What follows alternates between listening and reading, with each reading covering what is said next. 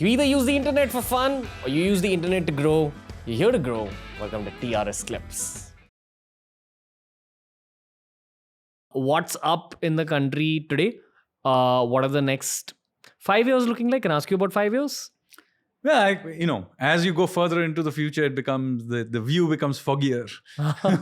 So, is 5 years a foggy view? I'll give you a foggy view, but that's the best we can do. Okay. Paint out a picture, sir. I'd love for you to start out at the basics again for the teenagers watching this, and then you can go as deep as you wish. Okay, so as things stand, Yes, sir. our economy at this juncture is growing at somewhere in the range of 6.5 to 7%. So GDP, that's gross domestic product, that's the size of our economy, is growing. This year will grow at about somewhere between 6.5 to 7%. Last year, it grew at 7.2%. This makes us the fastest growing major economy in the world. Now, the problem is that some people will say we should be growing even faster. Now, that is easier said than done. And I'll tell you why at this juncture, it's kind of difficult thing to do. You see, the world is moving into a recession. Global trade is slowing down. Exports are slowing down. Even our goods exports are slowing down. Our services exports may be growing, but our own goods exports are slowing. China's goods exports are slowing. So in this situation, let's say, we say that, look, let's spend some more government money, let's cut interest rates and force the economy to grow faster at 8%. What will happen? Our exports are dependent on somebody else's buying. So that will grow at whatever rate it's going to grow anyway. But meanwhile, our imports will suddenly grow because we are growing faster. Our demand is growing faster. So we are sucking in more imports. So what will happen? Our trade balance, right, will go in the wrong direction and it will cause instability in the system. So therefore, when you're driving a economy, it's like being on a cycle. You want to go as fast as possible, but if you go too fast, you become unstable. If you're going too slowly, also you're unstable.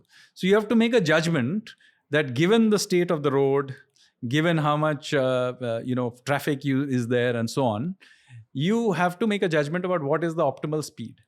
So my judgment is that given the global situation where it is, 6.5 to 7% is a good rate. Now that doesn't mean we shouldn't aspire to grow faster in the future. And therefore we should keep doing reforms. We should keep building infrastructure. If you go across India, you'll see massive highways being built. We don't need them today in those scales. But we are aspiring that in the future, an opportunity will come. Now, I can't predict when that will come, but the world economy goes in cycles. At some point, the road will be clear. The traffic will be better. And that time is a good time when you press the pedal harder and you grow at, say, 8%, maybe even more than 8%.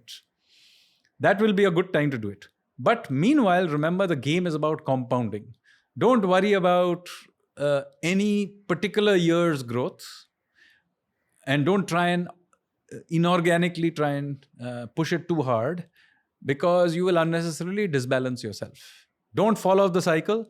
Very important. That's called macro stability. That's why I said, don't let your current account or your trade balance or your inflation go off out of whack. Manage that first. So you have to balance yourself. Then after you balanced yourself, go as fast as possible given the state of the road you're on. So right now, given the situation, this is where we are at. Now, hopefully, a year or more from now, the rest of the world's inflationary problems will have eased. They'll be cutting interest rates. The US Fed will cut interest rates. Their economy will grow a little bit faster. Europe will begin to revive. Maybe China will begin to revive. So global demand will be higher. My sense is that at that point, we will grow faster. And irrespective of this exact number, 1 percentage point here or there, the fact of the matter is we are right now around about $4 trillion economy, just short of $4 trillion. Germany's economy is about $4.3 trillion economy, and it's not growing. And Japan's economy is about $4.9 trillion economy. That's also not really growing. So my sense is that in about 18 months from now, we will go past Germany's economy. And then, as I said, by 27, 28, we'll go past Japan's economy. Now, like we discussed earlier, the pool of funds, therefore, will have grown. This means that we'll also have more tax resources. We can help the poor with it, but meanwhile, the middle class will have more jobs. Rich can also become richer. take more risk, no problem. My view here is that the pool must keep growing and some part of the resources should be continuously pumped down to the very poorest people to keep them sort of push up their level along the way. Okay. If you want to expand any more in terms of... Now, you tell me what specifically you would like to, I will do so. A very kind of raw question I've been thinking about is the total number of people who don't pay their taxes in India and how much that affects your life, job, predictions. Well, that is certainly the total number of people not paying taxes in India is an issue. Because if everybody who's supposed to pay taxes did pay their taxes, actually, we would be able to lower the tax rates significantly. Because ideally, what do you want? You want to have very light taxes.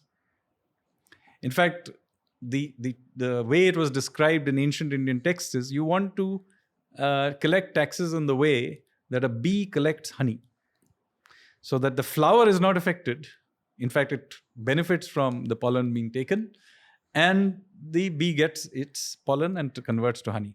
So in the same way, a government should collect taxes from the people such that people pay the taxes but don't seem to be too affected by it. New clips released at the same time that a podcast releases. This is TRS Clips. Make sure you subscribe.